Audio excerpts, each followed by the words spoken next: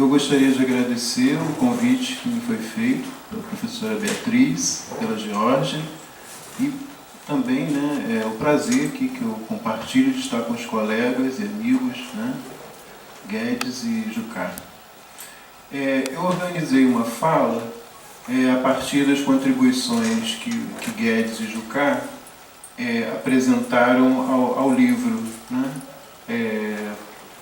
que já foi apresentado aqui hoje, Um Reino e Suas Repúblicas no Atlântico. Eu preparei uma fala para ser lida, pensei que seria interessante introduzir as contribuições dos meus colegas, fazendo uma contextualização geral do livro, e em que medida as contribuições que eles apresentaram estão inseridos na estrutura do livro e da pesquisa em geral, da qual eles foram partes. Então eu peço licença para vocês para ler a minha fala, para poder então conduzir aqui melhor na minha argumentação. Um reino e suas repúblicas no Atlântico. Apontamentos para um debate. Há cerca de 2 décadas, a digitalização das fontes do Arquivo Histórico Ultramarino de Lisboa tornou mais acessível a uma geração de pesquisadores uma imensa massa de documentos, que constituiu a matéria-prima principal de incontáveis teses, dissertações e de trabalhos com viés monográfico. O livro que ora debatemos também se valeu extensivamente da referida documentação. Não obstante, a diferença da maior parte dos trabalhos citados, a documentação não foi apenas utilizada para dar conta de questões locais, atinentes a cada uma das capitanias da América Portuguesa ou aos reinos africanos. Uma questão geral perpassou o uso da vasta documentação, a da comunicação política efetuada entre o Reino de Portugal e as suas conquistas ultramarinas. Para tanto, uma parte da massa documental do Arquivo Histórico Ultramarino foi organizada em um banco de dados, abrangendo o conjunto das referidas conquistas. Para tornar mais manuseável o conjunto, os documentos foram selecionados a partir de certos recortes temporais, quais sejam 1640 a 1656, 1680 a 1700, 1725 a 1726, 1735 a 1736, 1755 a 56, 1763 a 64 e 1785 a 95.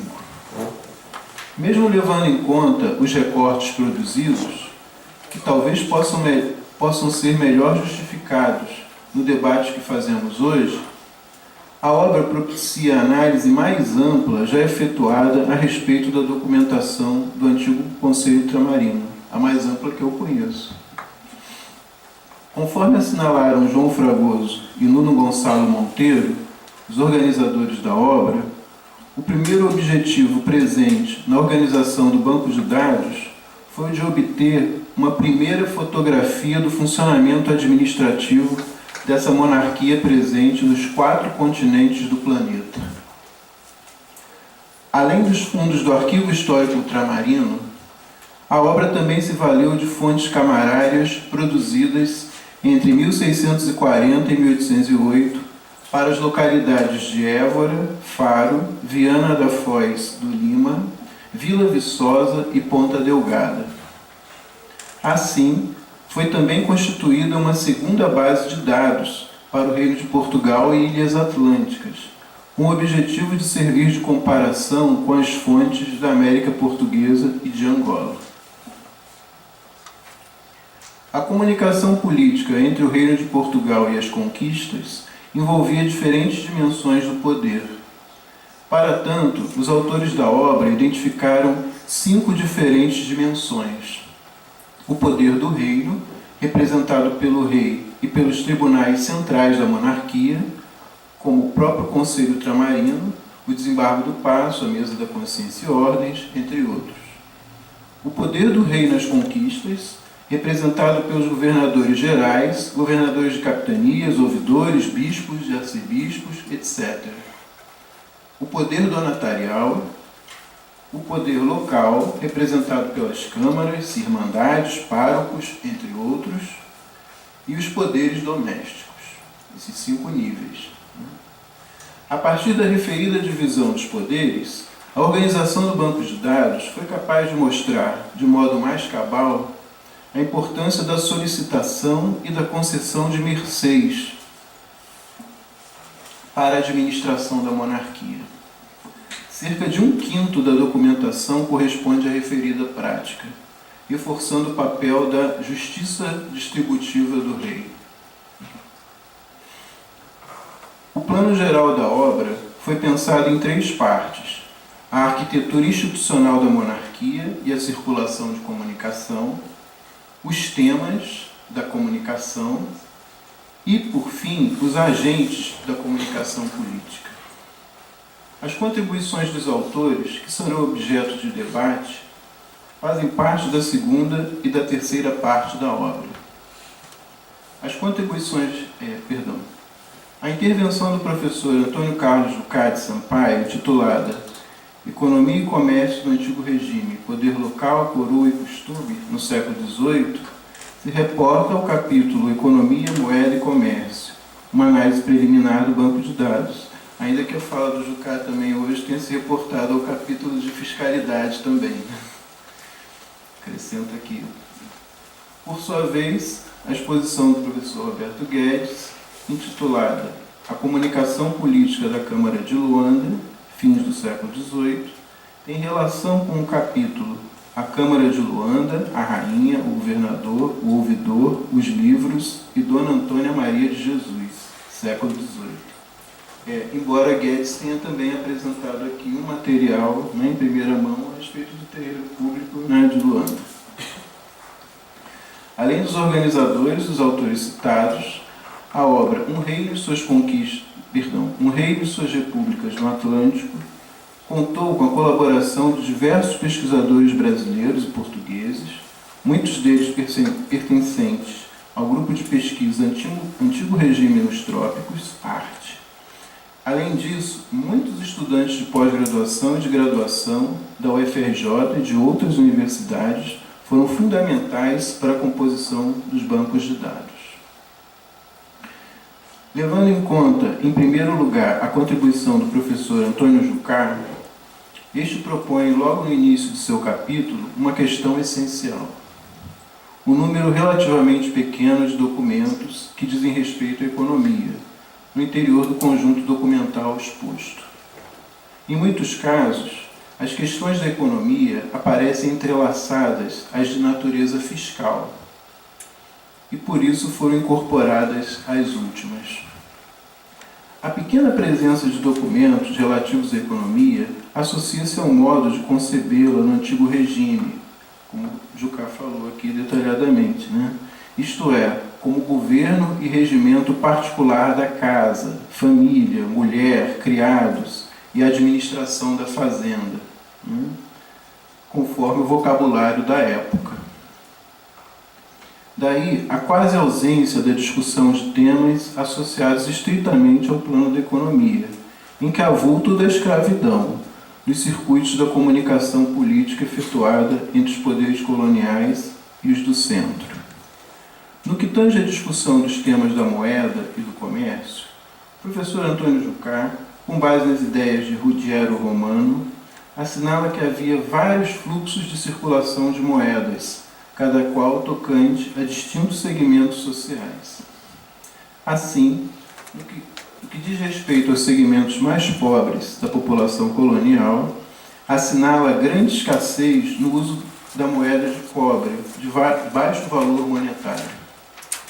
Segundo o autor, os negociantes lucravam com a escassez da moeda de cobre, processo que lhe pediria para explicar com maiores detalhes ao público ouvinte. A existência existência de déficits comerciais nas relações entre a América Portuguesa e o Reino de Portugal parece explicar, em parte, a referida escassez. Principalmente no século XVII, a utilização do açúcar como meio de pagamento assinala também os limites da economia de mercado no referido contexto. E, estendendo-se ao século XVIII, a grande presença de dívidas passivas em inventários e documentos semelhantes também constitui testemunho do referido processo, ou seja, dos limites da economia de mercado, em que os negociantes de grosso trato monopolizavam praticamente todo o crédito disponível. Não por acaso, estes mesmos negociantes dispunham da maior parte dos meios de pagamento constituídos por moedas. Por fim, cabe chamar a atenção para uma questão lançada pelo autor. A descoberta de jazidas auríferas na região das Minas não modificou muito a pequena utilização da moeda nas transações econômicas. Diversas pesquisas recentes mostraram uma drenagem constante do nobre metal amarelo para outras capitanias, às quais Minas encontrava-se comercialmente subordinada.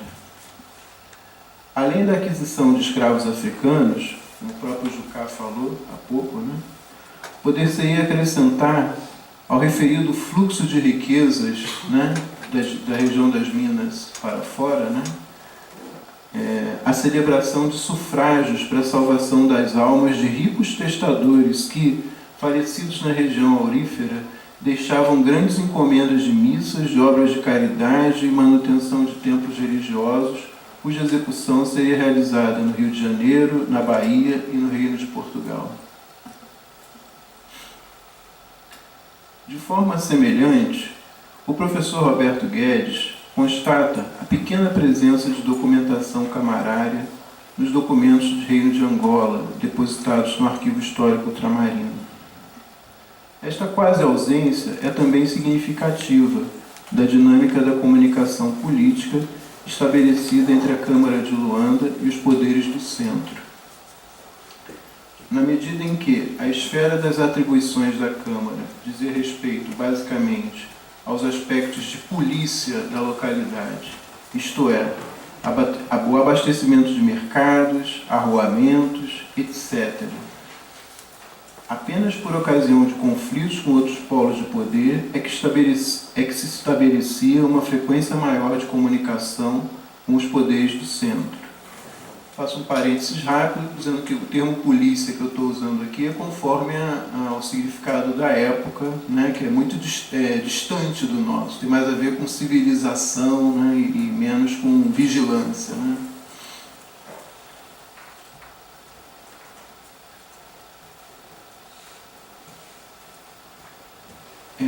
Isto explica também como, abro aspas, em plena conjuntura de finais do século XVIII, marcada pela Revolução Francesa, pela revolta do Haiti e pela Inconfidência Mineira, a Câmara de Luanda estava envolta com questões estritamente locais, seguindo uma tendência geral de autogoverno.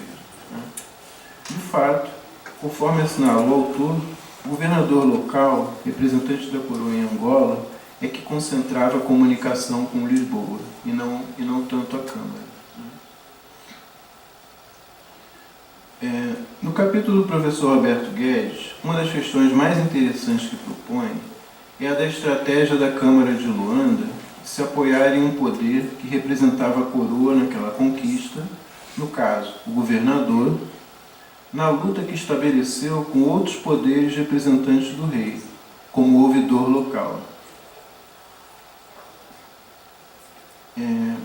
Apelando para os privilégios do governador, a Câmara conseguiu evitar que o ouvidor fiscalizasse os livros camarários. Por sua vez, para apelar contra aquilo que considerava uma usurpação de sua jurisdição, o ouvidor local estabeleceu um circuito de comunicação diverso, correspondendo diretamente com o Conselho Ultramarino. Da tríade de relações políticas apuradas na análise do professor Roberto Guedes, um ponto merece destaque: o caráter circunstancial e transitório das alianças políticas. Assim, pouco depois, o governador muda de posição, conforme o próprio Guedes expôs aqui, apoiando as pretensões do ouvidor referentes à fiscalização dos livros. Por trás da súbita mudança de atitude do governador, o autor observa uma possível aproximação deste com Dona Antônia Maria de Jesus, mestra de educação de meninas, a quem a Câmara recusava pagamento. Na medida do possível, pedimos ao autor para detalhar a trajetória de personagem tão interessante, capaz de influenciar na alteração das tramas políticas locais. Se for possível, né, Guedes? Você sabe que eu estudo relações de gênero, né? Então, bom, concluo aqui a minha fala. Enfim, lancei aqui alguns elementos para o debate e espero realmente que a minha fala aqui, dos colegas, incentive vocês, à leitura do livro, enfim, a percorrer esses temas aqui que nós abordamos. Muito obrigado a todos.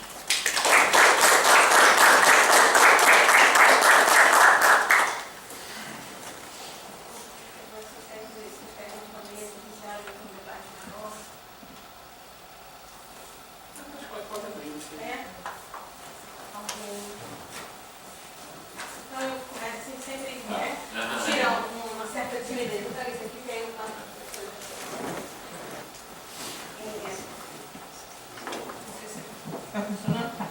Queria agradecer muito pela fala. Acho que o Polônia só lia porque a gente tinha história econômica.